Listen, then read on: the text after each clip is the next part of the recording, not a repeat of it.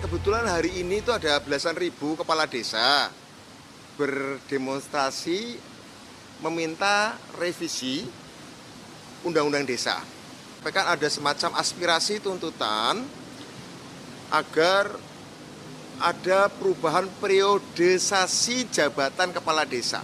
Ini harus dikaji dulu apakah ini betul-betul aspirasi atau orang yang ingin membuat aspirasi sementara kepala desa dijadikan objek. Itu kan real. Para kepala desa dari Jawa Barat, Jawa Tengah, Jawa Timur berangkat ke Jakarta, real. Ini menjelang pesta politik, kalau desa jangan dijadikan sebagai objek politik.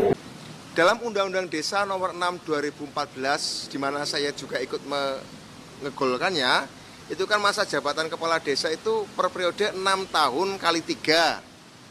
Bisa dipilih 2 kali lagi, sehingga total 18 tahun kesempatan seorang kepala desa, begitu ya. Namun dirasakan temuan-temuan di lapangan, dirasakan bahwa itu boros dan menimbulkan banyak konflik sosial. Karena kalau kita pilih kepala desa kan dengan tetangga sendiri, dengan saudara sendiri, itu kadang-kadang 3 tahun, 2 tahun pertama itu nggak selesai konfliknya. Sehingga sisa 3 tahun atau sisa 4 tahun itu nggak cukup untuk membangun desa. Sementara harus pilkades lagi. Nah sehingga kemudian relatif hanya kerja konsentrasi bangun desa 2 tahun atau 3 tahun. Ya sementara 4 tahun yang lain atau 3 tahun yang lain habis untuk berkelahi. Nah ada tuntutan ini diganti menjadi 9 tahun periodisasinya. Ya bisa kali 2 atau terserah lah ya.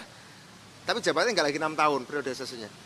Saya ngobrol dengan Pak Jokowi dan Pak Jokowi mengatakan sepakat dengan tuntutan itu. Saya selaku kepala desa, diantaranya di Kabupaten Bandung, kepala desa Tenjolaya, Kecamatan Pecijamu. Masalah mengenai masa jabatan yang pada saat ini dikumandangkan oleh para ADES Indonesia katanya, ya, bagi saya tidak peduli. Mau 6 tahun, mau 9 tahun, silakan. Yang penting kita bisa melaksanakan bagaimana marwah desa itu sendiri menjadi baik.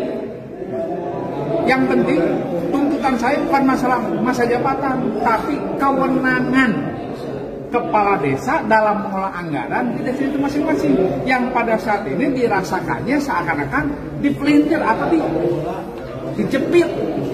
Harus begini, harus begini. Kewenangan kami sejauh ini tidak ada. Tidak sedikit masyarakat yang mengetahui, yang ingin bahwa katanya desa besar anggarannya, tapi jalan masih jelek, gang masih jelek, bangunan desa masih jelek. Masyarakat tidak tahu, sebab kami tidak punya kewenangan begitu. Tapi kalau kami diberi kewenangan dengan otonomi desa yang sebenarnya untuk melaksanakan anggaran di desa, insya Allah desa akan lebih maju.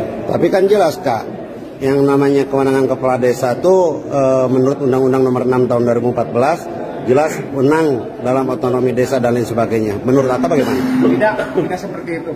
Kami mengingat kewenangan yang benar-benar dirasakan oleh kami. Kami hanya kewenangan yang hanya sebagian-sebagian tertutup artinya. Pak Haji, barangkali ada yang mau ditanyakan? Yang jelas urusan masa jabatan itu kembali kepada kadesnya masing-masing.